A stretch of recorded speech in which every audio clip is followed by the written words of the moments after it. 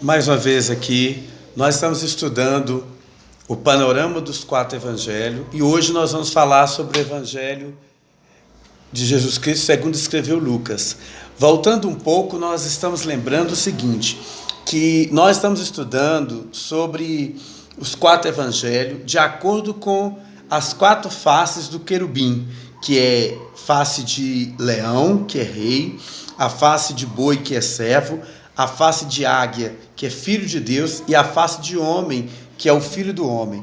Nós já estudamos sobre a face do leão, que representa o rei no Evangelho de Mateus.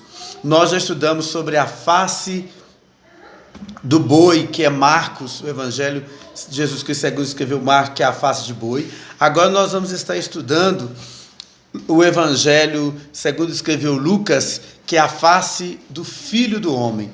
Esse Evangelho de Lucas, existem algumas particularidades que nós vamos aprender aqui rapidamente. É lógico que eu não estou estudando o Evangelho de Lucas todinho, nós estamos fazendo apenas um panorama sobre os Evangelhos. E o Evangelho de Lucas, que Lucas escreveu, ele é o único gentil que escreveu algo aqui na Bíblia, na Palavra de Deus.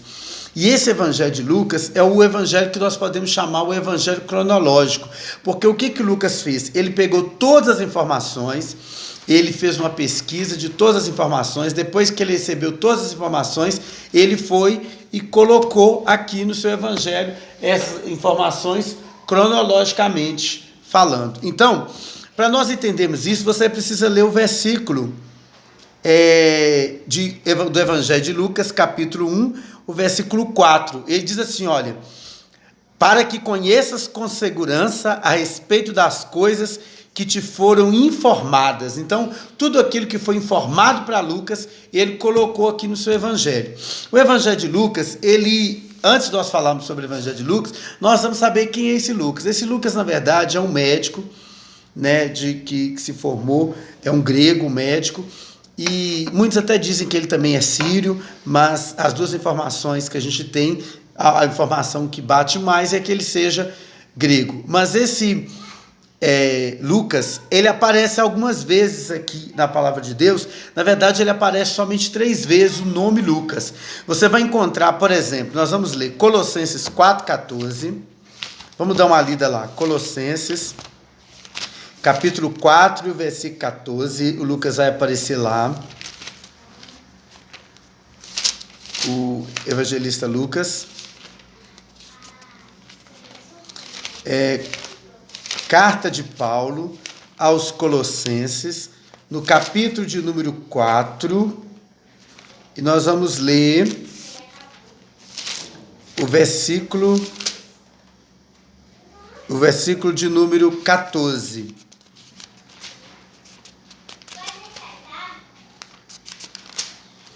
Ele diz assim, olha, capítulo 4, versículo 14, que é o primeiro que nós vamos ler. Na verdade, são 3 lugares que nós encontramos sobre Lucas, né? E aqui em Colossenses capítulo 4, eu estou usando uma Bíblia nova aqui, e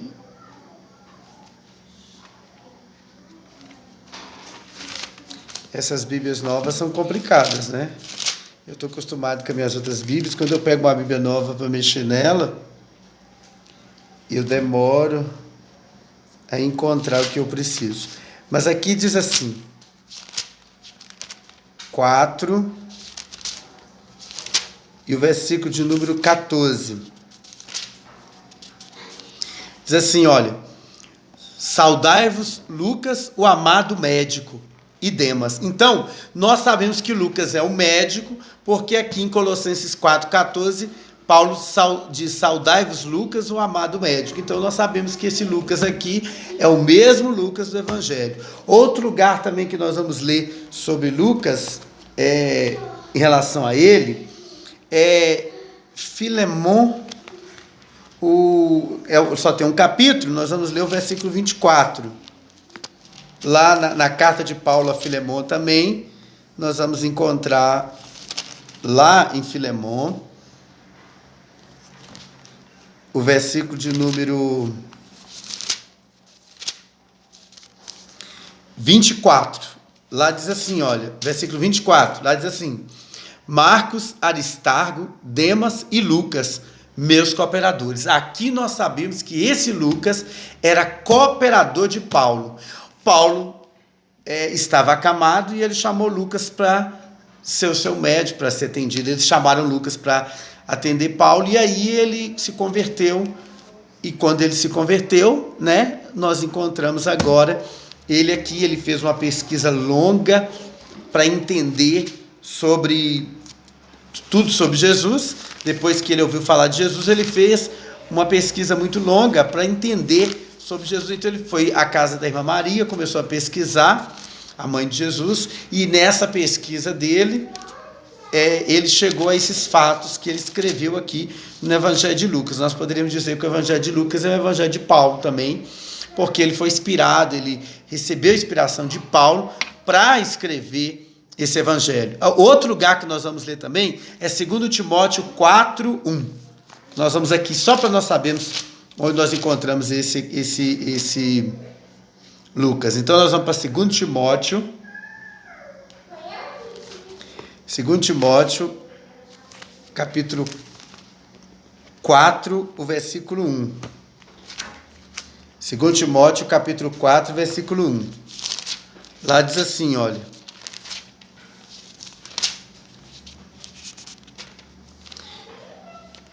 Segundo Timóteo 4, versículo 1. Lá diz assim, olha: Eu te encarrego diante de Deus e de nosso Senhor Jesus Cristo. Não, eu estou lendo lugar errado aqui. É 2 Timóteo 4,11. Somente Lucas estava comigo. Toma contigo a Marcos e traze-o, pois é-me útil para o ministério. Então, aqui quando diz que Lucas estava com Paulo, por quê? Quando nós lemos o Atos dos Apóstolos, o livro histórico do Novo Testamento, nós encontramos uma coisa interessante. A partir do capítulo, mais ou menos do capítulo 21, do 13 em diante, já dá para a gente ver. Mas a gente pode ver que nós vamos encontrar a palavra nós aqui. Quando ele usa nós em Atos, que foi Lucas que também escreveu Atos, nós encontramos lá em Atos 21, do 1 até o 18, Lucas lá presente. Nós encontramos Lucas no capítulo 27 de Atos. Nós encontramos no capítulo 21, versículo 17, ele na prisão em Cesareia e em Roma, ele também estava presente. Na verdade, Lucas ele se tornou tipo um escravo de Paulo. Por quê? Porque para ele acompanhar Paulo nas prisões e acompanhar Paulo como prisioneiro, tinha que ser escravo de Paulo. Então, ele era um médico que resolveu ser como se fosse um escravo de Paulo. Para onde Paulo fosse, ele também estivesse junto. Mas agora vamos para o Evangelho de Marcos, para nós entendermos aqui algumas particularidades. O Evangelho de Marcos, assim como o Evangelho de Mateus que nós estudamos, os três evangelhos, Mateus, Marcos e Lucas, são chamados sinópticos. Por quê? Porque eles são semelhantes, porque ali tem coisas semelhantes. Mas o Evangelho de Lucas existe uma particularidade diferente. Lá existe, por exemplo, 266 palavras que não existem nos outros evangelhos, só existe em Lucas. Somente em Lucas você vai encontrar. E Lucas ele escreveu cronologicamente. E quando ele escreve cronologicamente, existem algumas coisas super interessantes que nós vamos colocar aqui. A primeira coisa que você deve saber sobre o Evangelho de Lucas: ele começa a vida de Jesus da manjedoura até o trono. Então, quando você estuda o Evangelho de Lucas, ele começa a mostrar Jesus da manjedoura até o trono. E esse evangelho é chamado Evangelho Filho do Homem, porque existe essa expressão Filho do Homem aqui no Evangelho de Lucas, umas 20 vezes você vai encontrar a palavra Filho do Homem. Então ele é chamado de Filho do Homem. Aquela frase bem que nós podemos dizer assim, que é uma frase particular entre nós: o Filho do Homem veio para salvar o que havia está perdido. E lá você vai encontrar várias vezes a palavra Filho do Homem, Filho do Homem. Outro local que também é encontrado essa frase Filho do Homem, que Ezequiel, quando o Senhor chamava ele também chamava ele de Filho do Homem. É o outro local que nós vamos encontrar essa expressão demais na Bíblia, é lá no profeta maior chamado Ezequiel. Mas aqui em Lucas nós vamos encontrar algumas coisas particulares, interessantes, que você pode encontrar sobre Lucas, que nós vamos falar, por exemplo. Qual que é o tema central do Evangelho de Lucas? Está no capítulo 19, que eu acabei de citar aqui, né? Lucas 19 e o versículo 10. Lá é o tema de todo o Evangelho. Lá diz assim, olha, porque o Filho do Homem veio buscar e salvar o que se havia perdido. Então, esse é o texto áureo do Evangelho de Lucas. Todo o tempo você vai encontrar essa expressão Filho do Homem. E quando nós encontramos aqui o Evangelho de Lucas, nós vamos dividir esse Evangelho em 3 partes. Para você entender esse Evangelho, nós precisamos dividir ele em 3 partes. A primeira, e essas 3 partes, é tudo relacionado a uma coisa, chamado voz. A primeira voz, a segunda voz e a terceira voz. O Evangelho de Lucas é dividido em 3 vozes, 3 vozes, que na verdade é a voz de Deus. A primeira voz está em Lucas capítulo 3, do 21 ao 22, é a primeira sessão, é Lucas capítulo 3, o versículo de número 21, lá fala assim, olha, e aconteceu que quando todo o povo foi batizado, e sendo Jesus também batizado, orando ele, o céu se abriu, e o Espírito Santo desceu sobre em forma corpórea como uma pomba, e ouviu uma voz do céu que dizia, tu és o meu filho amado, em ti a minha alma se compraz. Então aqui começa a primeira sessão, a primeira voz aparece aqui, olha, essa primeira voz, Jesus tinha 30 anos, então com 30 anos, a primeira voz aparece. Aí, como você divide o Evangelho? Você divide assim, olha, do capítulo 3, são 3 capítulos na verdade, o capítulo 3 de Lucas, do 1 ao 3, nós temos a sessão, a voz fala. Então, do capítulo 1, escute aqui, do capítulo 1 ao capítulo 3, 21, 22, é a primeira sessão do livro do Evangelho de Mateus. E é a primeira voz. Por quê? Porque aqui é do 1 ao 30. Nós chamamos isso aqui do silêncio. É o momento que Jesus estava no silêncio. Isso aqui é Isaías 53, versículo 2. A raiz da terra seca. Então ele estava no silêncio. Então ele estava no silêncio. Ninguém sabia nada sobre ele. É os 30 primeiros anos. Então, quando ele completa 30 anos, a voz diz, olha, eis o meu filho amado, a quem eu comprasse. Está dizendo que ele completou a primeira, ele está completo ali na primeira sessão. Com 30 anos, então ele está completo. Ali agora ele vai começar o ministério. O Evangelho de Marcos nos afirma que Jesus começou o ministério dele com 30 anos. Você pode ler isso comigo, quer ver? Nós vamos ler isso. Lucas capítulo 3, 23. Vamos ler aí, Lucas 3, 23. Lucas capítulo 3, versículo 23. Então, do capítulo 1 até o capítulo 3, 21 ao 22, ou o capítulo 4, 30 anos se passaram, e a primeira voz fala. Então, olha o que diz. Ela diz assim, olha, e o mesmo Jesus tinha quase 30 anos, quando começou o seu ministério, se cria filho de José, de Eli. O que é isso, gente? O Evangelho de Lucas, nós encontramos aqui uma genealogia. Essa genealogia, para você entender ela, você tem que ler ela de cabeça para baixo. Para você entender a genealogia, você tem que começar a ler ela do capítulo 23 em diante. Quando você lê do capítulo 23, lá começa a genealogia do capítulo 23. Mas para você entender, você tem que ler ele de cabeça para baixo. Ou seja, você tem que começar a ler no capítulo 38, Lucas 3, 38. Você começa no capítulo 38, a genealogia é de cabeça para baixo. Você tem que ler ela de cabeça para baixo. Por quê? Porque Lucas pegou essa ideia de crônicas. Lá de Crônicas, também está de cabeça para baixo. Aí ele pegou essa ideia de Crônicas e fez essa genealogia de Jesus de cabeça para baixo. Porque ele começa assim, olha o capítulo 38, diz assim, olha, de Deus a Adão, de Adão a Sete, de Sete a Enos, de Enos a Cainã, aí você vem até chegar em Jesus. Então, para você ler a genealogia do capítulo de número 3, você tem que ler ela de cabeça para baixo para você entender a genealogia. Se você não ler ela de cabeça para baixo, você não vai conseguir entender nada. Você tem que ler ela de cabeça para baixo. Então, quando nós lemos essa genealogia aqui do Evangelho de Lucas, nós vamos entender o seguinte, aqui do capítulo 1 até o capítulo 4, ou até o capítulo 3, 21, 22, é a primeira seção do livro, a primeira voz se manifesta. Depois nós vamos para a segunda seção, ou para a segunda fase do livro, desse evangelho, que começa lá no capítulo de número 9:35. A segunda voz. Lucas capítulo 9, versículo 35. Lá diz assim, olha. 35. E ouviu-se uma voz na nuvem que dizia: este é meu filho amado, a ele ouvi. Então note que agora o que acontece? Aqui nós temos a segunda sessão do livro. A segunda sessão, então, que é a segunda voz do Evangelho de Lucas, é 9:35.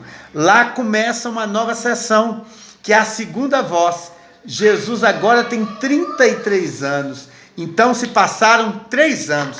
A primeira sessão ele tinha 30 anos, agora se passou 3 anos, ele tem 33 anos. Aí a voz volta de novo e fala: eis o meu filho amado. Aqui ele está no monte da transfiguração, que a gente chama, e lá no monte da transfiguração ele transfigura e aparece uma nuvem, e aparece Moisés e Elias, e a voz diz: esse é o meu filho amado. Está dizendo que ele está completo, que se ele quiser subir agora para o céu, ele está pronto para subir para o céu, porque ele já está preparado. Esses 3 anos aqui, olha, representa o quê? Que ele cresceu no deserto, é como a arca que cresceu, que começou na terra seca, que a acácia, ela dá na terra seca, e a acácia demora 30 anos para ficar boa, para você usá-la. Então agora ele tem 30 anos, e ele agora já está pronto. Não, ele agora tem 33 anos, e ele agora está pronto. Ele começou com 30, agora passou-se 3 anos. Então, desses 3 anos, a voz voltou, que é a segunda parte do livro de Lucas, que é dividida em três vozes. A primeira voz em Lucas 3, 21, 22. A segunda voz agora em Lucas 9, 35. E a terceira voz vai se passar 3 meses. Do capítulo 9,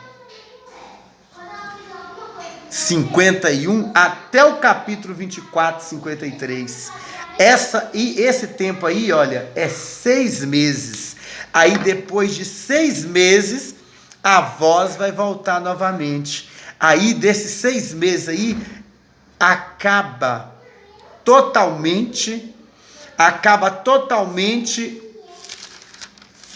as 3 fases, que é o capítulo de número 24, versículo 51. 51, lá diz assim, olha: e aconteceu que enquanto ele os abençoava, separou-se deles e foi levado acima do céu. Então, o livro de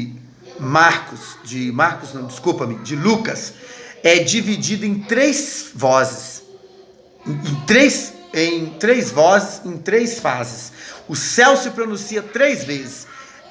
E essas 3 vezes com 30 anos, quando ele tinha 30 anos, depois quando ele tinha 33 anos, e depois quando se passa 6 meses. Então, nós podemos entender aqui nesse evangelho o seguinte, que primeiro ele foi preparado, depois que ele se preparou nessas 3 fases para chegar até esse final de ser recebido no céu. A primeira fase, o céu se pronuncia quando ele foi batizado. A segunda fase, o céu se pronuncia no monte da transfiguração, que ele estava preparado para subir. E a terceira, quando ele sobe mesmo definitivamente para as alturas. O Evangelho de Marcos, existem algumas coisas muito interessantes. Por exemplo, existem 3 bases para você estudar o Evangelho. Aqui nós temos Nazaré, nós temos Cafarnaum e nós temos Jerusalém. Essas 3 bases você estuda o Evangelho todinho. Lá no Evangelho, essas 3 fases. Por quê? Porque Nazaré é o silêncio. Jesus ficou lá 30 anos em silêncio. Cafarnaum, ele está preparando. Por isso que lá ele é batizado, né? Ele é batizado ali no Rio Jordão. E ele vai para Cafarnaum, que ele está sendo preparado. E terceiro, Jerusalém, que ele está completo. Aí agora ele sobe para o céu. O Evangelho de Marcos, de Lucas, desculpa-me, ele existe algumas particularidades interessantes. Você vai encontrar Jesus caminhando para Jerusalém, lá no Evangelho de Lucas. Você vai encontrar lá uma coisa muito interessante. Você vai encontrar lá 7 vezes assim, olha, dizendo assim, olha, e Jesus ia para Jerusalém. E Jesus indo para Jerusalém. Você vai encontrar essa expressão aqui dentro do Evangelho de Lucas. Várias vezes você vai encontrar ele indo para Jerusalém. E a Bíblia diz assim, olha, e ele tinha o rosto que ia para Jerusalém, e ele estava indo para Jerusalém. Por quê? Porque no Evangelho de Lucas ele deixa claro, mostrando que Jesus está indo para Jerusalém. Outra coisa interessante no Evangelho de Lucas, lá você vai encontrar Jesus orando. Ele vai orar várias vezes. Você vai encontrar ele orando em Lucas 3:21, vai encontrar ele orando em Lucas 5:16, 6:12, 9:18, 29, o capítulo 11, versículo 1, você vai encontrar Jesus orando. Ele está o tempo todo orando. Por quê? Porque Lucas quer dizer que ele é filho do homem, mas é cheio do Espírito Santo. Porque o Espírito de Jesus não tinha espírito humano, era o Espírito Santo que estava sobre Jesus, que estava no lugar do espírito humano em Jesus. Então Jesus, na verdade, ele estava aqui como homem, mas dentro dele era o Espírito Santo que estava dentro dele. O homem é composto, você lembra, de corpo, alma e espírito. Só que em Jesus não tinha o espírito humano, era o Espírito Santo que estava sobre ele. Então ele estava agindo em Jesus, e Jesus estava aqui como homem. Jesus estava aqui como homem. Jesus não usou poder para andar sobre o mar. Jesus não usou poder para ressuscitar mortos. Não, ele usou o Espírito Santo que estava nele. Por quê? Porque ele estava aqui como homem. Homem cheio do Espírito Santo. Outra coisa interessante no Evangelho de Lucas, nós vamos encontrar 5 cânticos. 5 cânticos você vai encontrar aqui no Evangelho de Lucas. E outra coisa, uma coisa muito interessante sobre Lucas é o seguinte: o Evangelho de Lucas, ele trabalha as fases da vida de Jesus, igual eu ensinei, 30 anos, 33 e 6 meses antes da sua morte. Ele trabalha essas fases direitinho. Por quê? Para mostrar o processo da vida de Jesus, da manjedoura até o trono. Amém? E existe muitas coisas interessantes sobre o Evangelho de Lucas que você precisa estudar. Você precisa estudar para você entender essas coisas, essas particularidades interessantes sobre o Evangelho de Lucas. É lógico que eu não estou aqui para estudar o Evangelho de Lucas com você. Se fosse para estudar o Evangelho de Lucas, nós íamos demorar muito. Até porque existem algumas coisas interessantes em Lucas que eu estou falando aqui que a gente tem que estudar detalhe. Por exemplo, pés. O Evangelho de Lucas, ele dá ênfase a pés, aos pés. O tempo todo ele vai falar de pés, pés, pés, porque ele está falando do andar do homem. Ele está falando que como nós devemos andar. Como que o Filho do Homem andou, nós também devemos andar. Por isso que aqui nesse Evangelho ele é chamado de Filho do Homem. Amém? Então, o que você deve fazer? Você deve estudar o Evangelho de Lucas para você entender essas particularidades que eu estou te mostrando aqui, que são tremendas. Amém? E que o Senhor possa estar abençoando você. E nós continuaremos falando sobre o panorama dos evangelhos. Agora eu vou estar falando com você sobre o Evangelho de João na nossa próxima aula, e eu depois ainda vou estar falando sobre as características de Jesus dentro desses 4 temperamentos. Entre no nosso canal, aperte o link aí, seja nosso amigo virtual da Palavra de Deus. Amém? Nós estamos aqui para te ensinar a Palavra de Deus. Então, se inscreva no nosso canal. Sempre nós estaremos colocando aqui aulas, estaremos colocando aqui cursos, e Deus vai estar abençoando você e a sua família em nome de Jesus. Que o Senhor te abençoe e te guarde, que o Senhor faça resplandecer o rosto sobre ti, tenha misericórdia de ti e te agracie. Deus abençoe você.